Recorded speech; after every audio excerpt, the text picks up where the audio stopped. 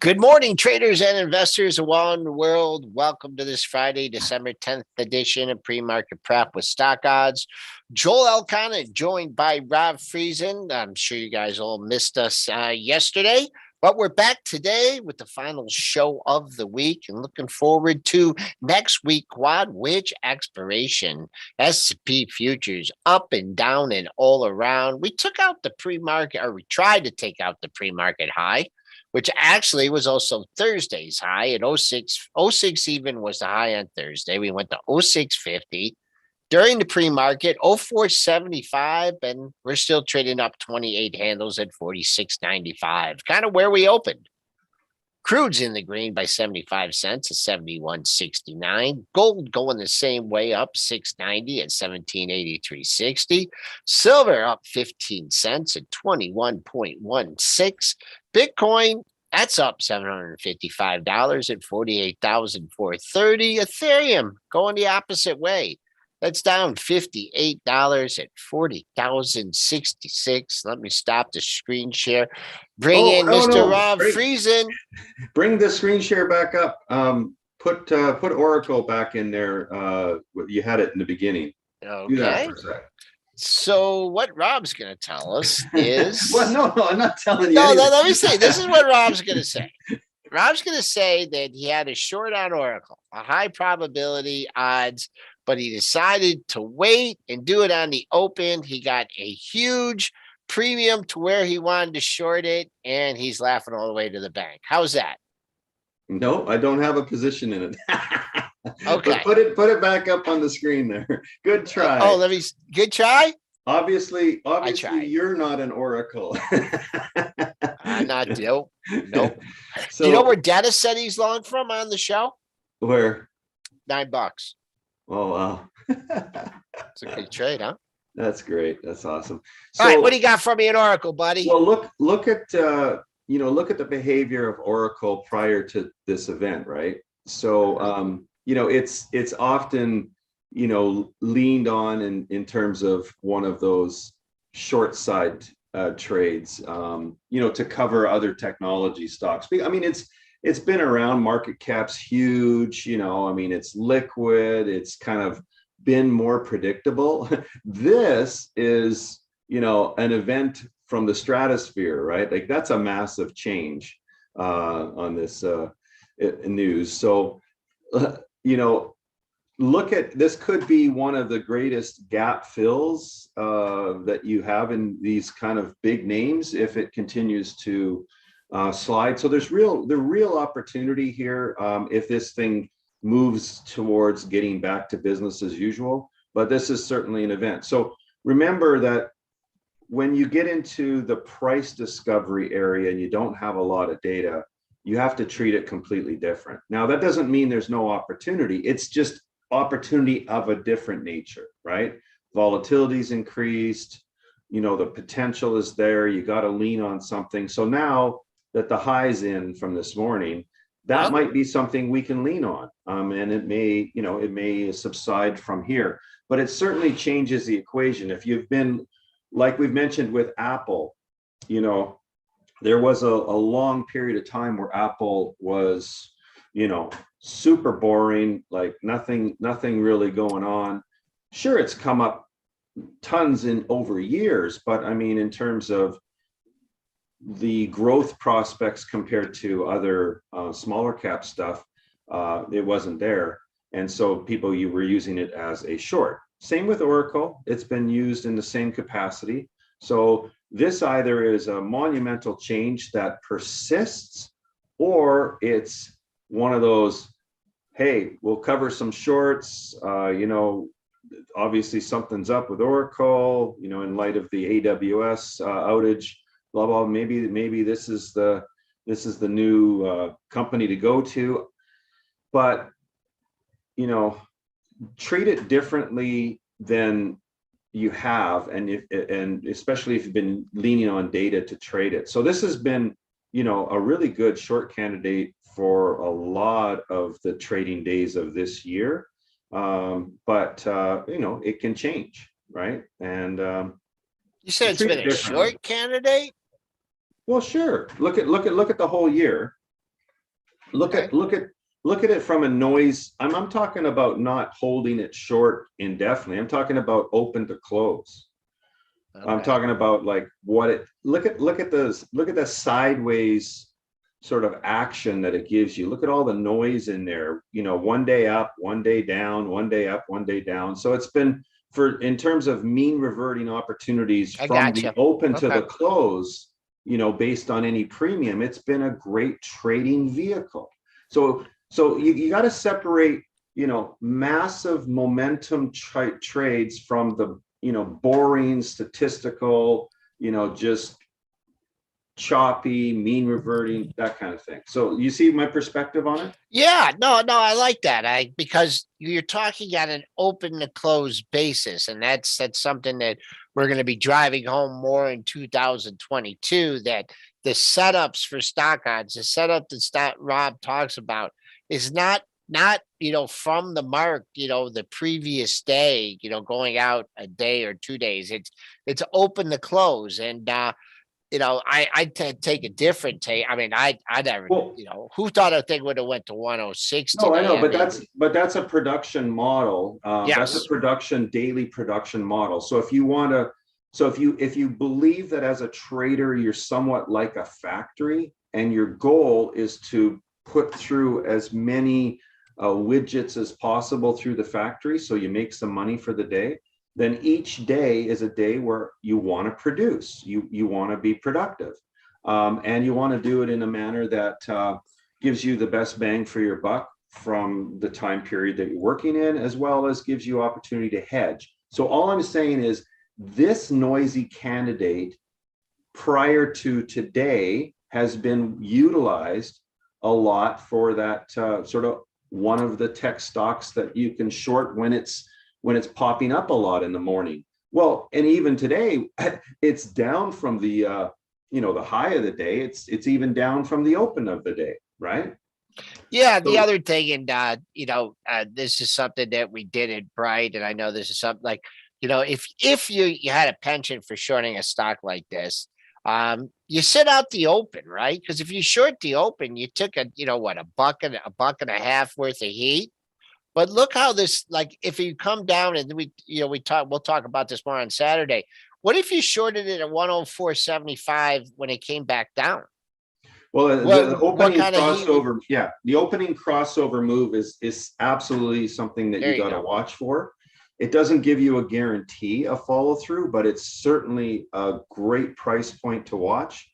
And We it call gives it you a the stop too, and you know? it gives you a stop. I mean, either you as it goes through, either you use that open as a stop, or you can use the high of the day if you want to take that much heat. Exactly. That's You what I know, was talking about. exactly. But again, price discovery is different than the boring is beautiful. Okay, so just remember that. Now let's shift gears here. I'll share my screen.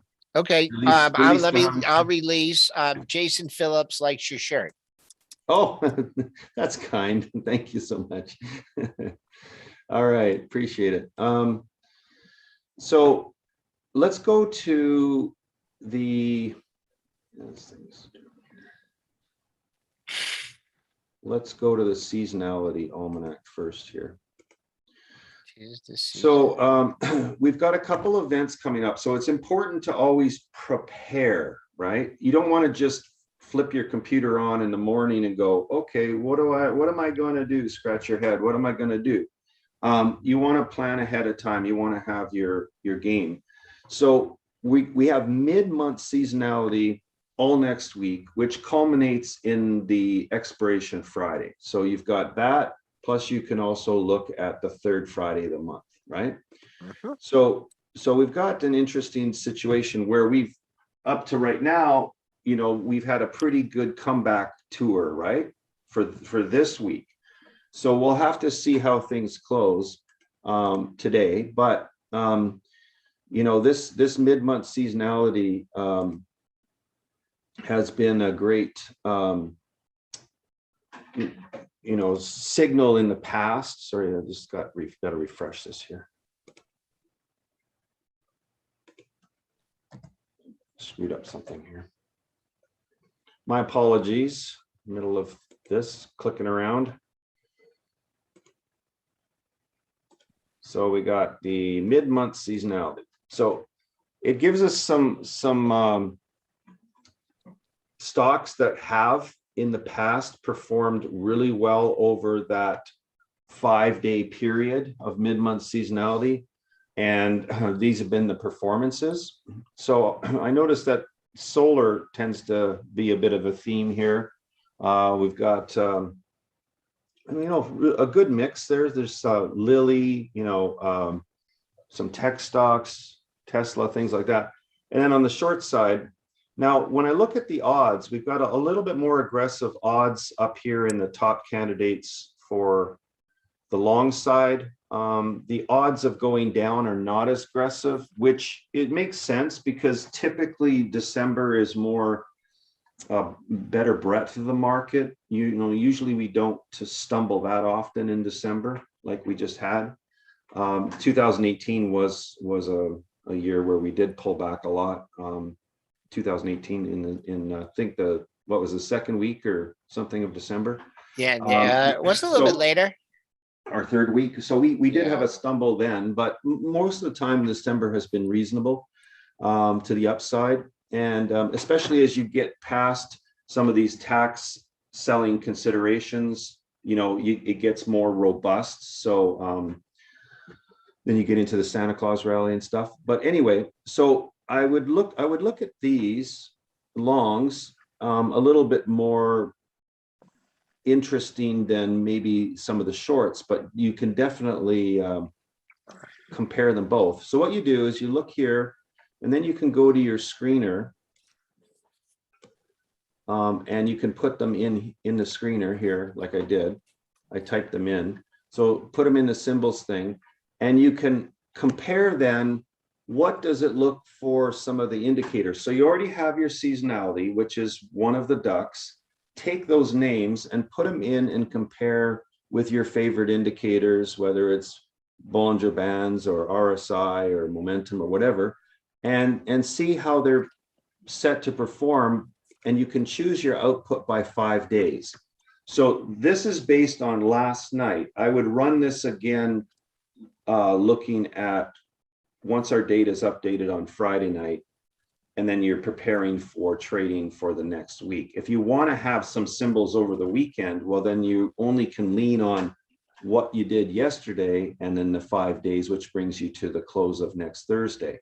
Nonetheless, just giving that perspective is very helpful. So looking at this, electronic arts is good on seasonality and good on the RSI, and I chose an RSI 14 because I'm looking for sort of a longer time frame approach. RSI 2 is more sensitive, so it's better for sort of open to close. But if I'm looking at what is the backdrop, what is the context for all of next week, electronic arts comes in there pretty good, Enphase, and so on. And it's interesting because let's look at here's First Solar. Let's look at what's been happening. These stocks have not been performing very well coming up to today, right? So they've been, Joel, I think you're muted there. They've been on a slide.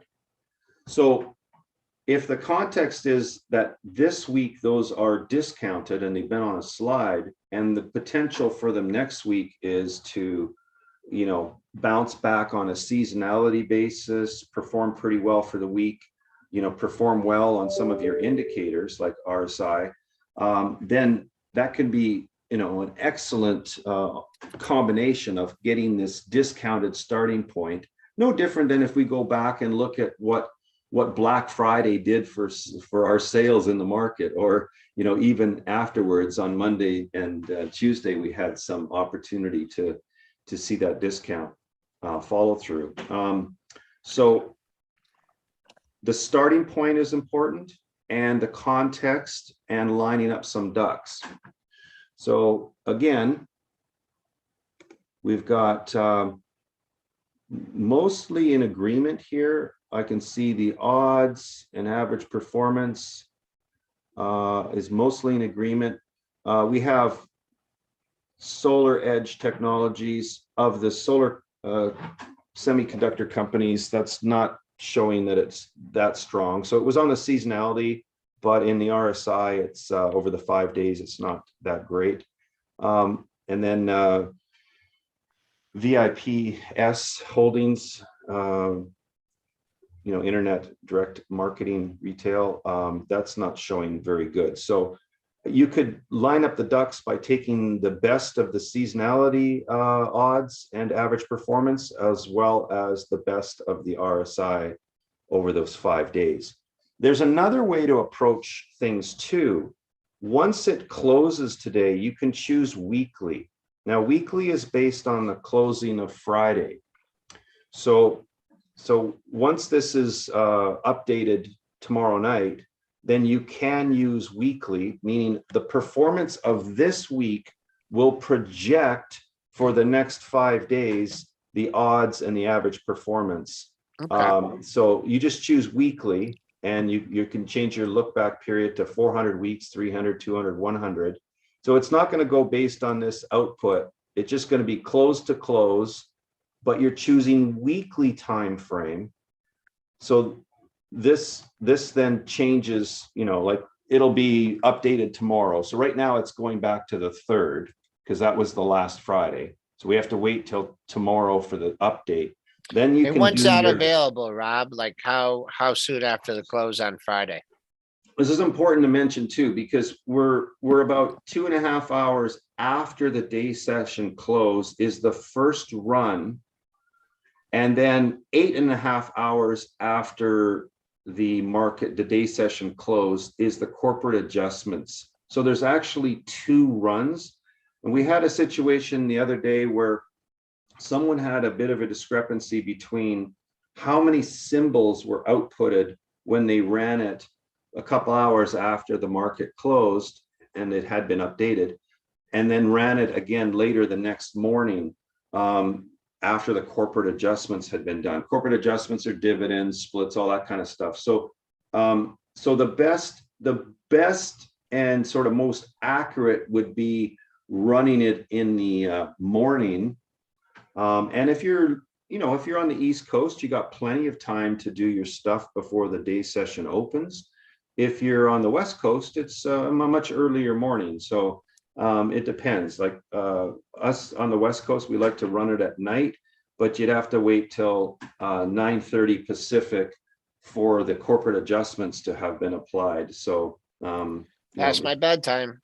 well, no, but it's okay for us on the West Coast. What kind of corporate adjustments are you talking about, Rob? Dividends, things like that might need. I mean, there's a variety of corporate adjustments. Shelf offerings, other stock issuance, dividends, splits, things like that. So just so you know that the most accurate picture snapshot of the database would be after the corporate adjustments are done, which is 8.5 hours after the day session. Okay. But anyway, the point is that you can, if you're waiting till the weekend, I mean, you got lots of time, Saturday, Sunday to go over your stuff and prepare for the Monday. If you wanted to carry positions into Monday, well, it's a little bit harder because you're leaning on Thursday and you probably have to take your positions today before the close. So there's a little bit less to go on, but you still have your seasonality. That's always there way ahead of time. You have your daily, you can always output 5 days or 10 days if you want. And then weekly, it's updated on Fridays.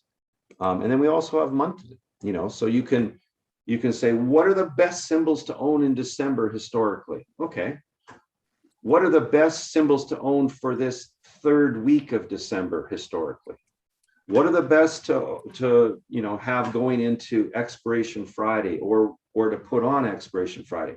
And just remember, again, the theme that we involve ourselves so often is the performance of our longs versus the performance of selected shorts, whether those shorts are ETFs or stock symbols. But it's really that relative performance that we want to focus on. Why that? Well, that gives you that longevity in your career where you don't get blown out. there was a lot of people that had some surprises, on Black Friday, where they were carrying positions over what should have been Yep. pretty robust weekend and into the next week, especially stuff that was expected to have good sales, retail wise, things like that, that got a rude awakening. And the way this business works is, you eat like a bird and then you crap like an elephant, right? and it's just part of the business. So you've really got to preserve your eating like a bird. And the way to do that is to be hedged and sort of dial back that risk of those types of events coming along, because we don't know when the next event will happen, right? There are always surprises. So just hedging has just been a marvelous tool for so many years for the people that want a career, that want to just be in the production mode every day. And that's why we focus on shorter time frames too. Like, how can we produce today? How can we produce today? Reach into the Chip market. away, right? Chip away. I mean, there's a lot of value to that chipping away. The problem is that, a couple of guys, mentioned to me recently too, like everything was going really, really well. And then all of a sudden they size up significantly. Remember, if you're going to size up, do it very incrementally, very slowly. Maintain, a good track record at that next size before you move it again another time, right? Okay. So just very incremental adjustments, sizing, even strategies. And another thing is, when you get into, curating your data and having a framework to push it forward, you got to kind of do it every day. It's like this, well, I think I'll trade today and then I won't trade tomorrow, right? I don't feel like trading today for some reason, whatever. It's usually those discretionary decisions that throw you off versus just dropping the hammer and just doing it like, day in and day out is much better. Okay. Okay. All right. Pre-market prep with StockOdds. Rob Friesen here. Join us if you like this kind of information. Rob is going to be part of our event tomorrow. And Rob, you want to preview what you're going to be covering at all in tomorrow's educational event? We're talking adding to the areas that Dennis is not covering, probably is more the theme, and using the context of, when you're in a lot of small positions, what are some ways to optimize, some ways to execute, how to get the most bang for your buck, considering you already have positions on. It's very different to have, a number of longs and a number of shorts already in play versus like sitting there waiting for your signals to line up. Yes. And trying to execute. So there'll be a lot of different themes on this subject, and of course listeners can choose what's best for them, right? And that's utilizing Rob's talking here about getting the most out of positions that you have on. He'll be talking about utilizing average trading ranges, price levels, and random movement to put or take off positions. That's his first talk at 9:45 to 10:05. From 10:45 to 11:05, he'll be talking about strategic opportunities that basket trading provide related to executions. And then also the other thing in the hard part, executing the hard side first in your relationship based trade. So Rob will be talking with you later on. And everyone, have a great day. We seem to lose a little bit of altitude. We're still up 15 handles on the day, but just had to turn like around 10:40, 10:45. So we'll see. Still green on the session, up 15 and a half handles at 82 even. Okay. Thanks, Rob. Catch you tomorrow. Okay.